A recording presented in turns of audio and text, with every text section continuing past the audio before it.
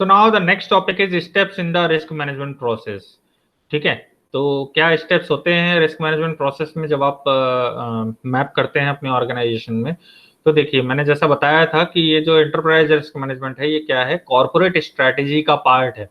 ठीक है, तो जब कॉर्पोरेट स्ट्रैटेजी का पार्ट है तो सबसे पहले स्टार्ट किससे होगा। देखिए, फर्स्ट स्टेप है डिटरमाइन द कॉर्पोरेशंस ऑब्जेक्टिव, है ना, जो आपकी ऑर्गेनाइजेशन के ऑब्जेक्टिव हैं उनके साथ ही आप इसको स्टार्ट करेंगे। अब देखिए, पिछली स्लाइड में लिखा है ना कि your strive to determine and implement an optimal strategy to achieve the primary objective, maximise the value of the firm. तो basically you will determine first what is the objective of your organization। ठीक है, what is the objective of your cooperation। तो first it will start with this step। ठीक है, अब इसके बाद क्या होगा, उन ऑब्जेक्टिव को फुलफिल करने में कौन कौन से रिस्क एक्सपोजर हैं। ठीक है, तो यहाँ पर लिखा हुआ है second step, identify the risk exposure means business impact analysis. तो अब इसमें क्या होगा, कौन कौन से रिस्क हैं, नेचुरल की अलग कैटेगरी और असाइनेबल की अलग कैटेगरी, और भी टाइप्स ऑफ रिस्क होते हैं जो अभी हम आगे पढ़ेंगे। ठीक है, तो उन सबको कैटेगरी वाइज आप कैटेगराइज करके उसका क्या इंपैक्ट हो सकता है ऑर्गेनाइजेशन में, छोटे से छोटा इंपैक्ट और बड़े से बड़ा इंपैक्ट, ठीक है, वो भी लिखते हैं, मेंशन करते हैं, और उसके बाद उनके बीच में कोरिलेशन निकालते हैं। ठीक है, तो ये लिखा है second step is identify the risk exposures. Third is the quantify the exposure. अब उसको क्वांटिफाई करेंगे, वेट करेंगे या रेट करेंगे। वेटेज क्या होता है कि जैसे टोटल 100 नंबर दिए हैं तो 100 नंबर में से आपको बांट देने हैं नंबर, है ना। और रेट क्या होता है कि 1 to 5 के बीच में रेट करना है ना। 1 means low impact and 5 means high impact. तो अब सारे भी 5 हो सकते हैं और सारे भी 1 हो सकते हैं, तो इट डिपेंड्स, है ना। तो क्वांटिफाई द एक्सपोजर्स, जो रिस्क एक्सपोजर हैं, जहां जहां पर आपका रिस्क जो है मतलब रिस्क ऑकर कर रहा है या कर सकता है या कितना इंपैक्ट डाल सकता है, इस चीज को आप क्या करेंगे, क्वांटिफाई करेंगे, मैथमेटिकल मॉडल बना सकते हैं। ठीक है, तो quantify the exposure. Next is the assess the impact. अब उसका इम्पैक्ट देखेंगे कि किस लेवल तक वो इम्पैक्ट करता है। इसके लिए कोरिलेशन मैट्रिक्स बना सकते हैं, पीडीपीसी चार्ट बना सकते हैं। ठीक है, next is examine the alternative risk management tool. Okay, तो अब क्या है, इम्पैक्ट आपने निकाल लिया, तो इन केस ऑफ अगर रिस्क ऑकर हुआ तो क्या हम अल्टरनेटिव रिस्क मैनेजमेंट टूल्स हैं जिनको हम अप्लाई कर सकते हैं, उनको एग्जामिन करेंगे कि कौन कौन से बेस्ट अवेलेबल टूल हैं एक पर्टिकुलर रिस्क के ऑकर करने पर। फ्लड आया तो क्या करेंगे, अगर अर्थक्वेक आया तो क्या करेंगे, ठीक है, सुनामी आ गई तो क्या करेंगे, ठीक है, या साइक्लोन आया तो क्या करेंगे, या मेरे वर्कर अच्छे से काम नहीं कर रहे हैं तो मेरी एचआर पॉलिसी इतनी इफिशिएंट होनी चाहिए कि वर्कर को टाइमली मोटिवेट भी कर सके और कंट्रोल भी कर सकें। ठीक है, मशीनरी अगर सही से काम नहीं कर रही है तो मैं वेंडर को पकड़ूंगा जिसने मुझे मशीनरी प्रोवाइड की है।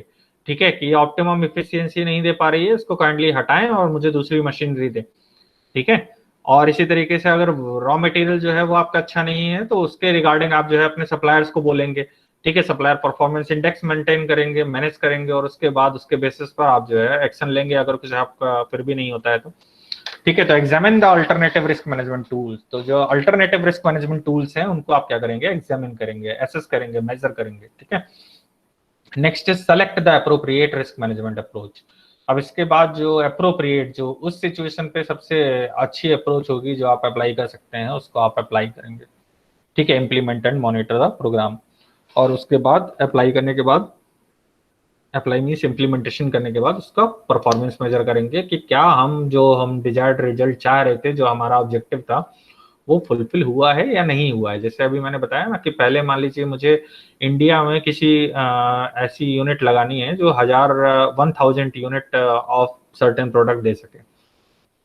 ठीक है, फॉर एग्जांपल ट्रांसफार्मर, या वो रेल कोच होते हैं ना, रेल कोच की मैं फैक्ट्री लगा रहा हूँ।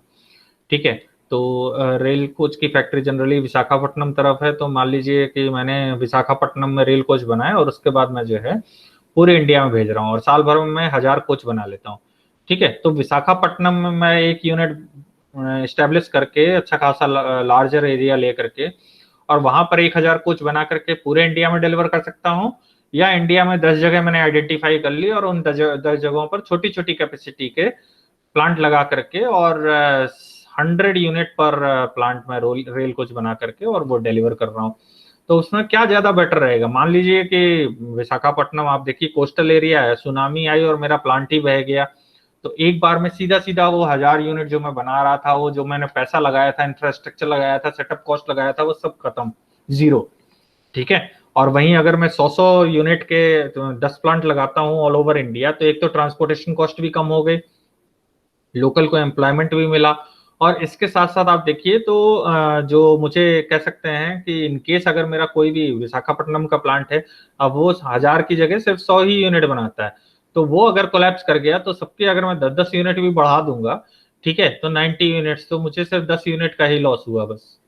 ठीक है, कि मैंने कहा कि साल भर में आपको जो है 10-10 कोच एक्स्ट्रा बनाने हैं, और अगर मैंने उतनी भी कह सकते हैं कि जो उनका प्रोडक्टिविटी है उतनी भी बढ़ा दी, तो उससे भी मुझे सिर्फ 10 कोच का ही लॉस हुआ। तो that is the risk management process. तो इसलिए बेसिकली आप क्या करते हैं, ये सारा कुछ आप कंसीडर करते हुए कि किस किस तरीके का रिस्क हो सकता है, और उस रिस्क का क्या जो है इम्पैक्ट हो सकता है, और किस तरीके से मैं जो है अपनी एंटरप्राइज रिस्क मैनेजमेंट पॉलिसी को डिवाइस करूं, बनाऊं, इम्प्लीमेंट करूं, ठीक है, और उसको मैं फर्दर मतलब उसमें से एडवांटेज ले सकूं। ठीक है, तो these are the steps in the risk management process.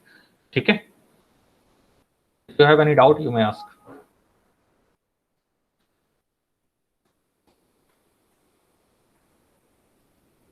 No, sir.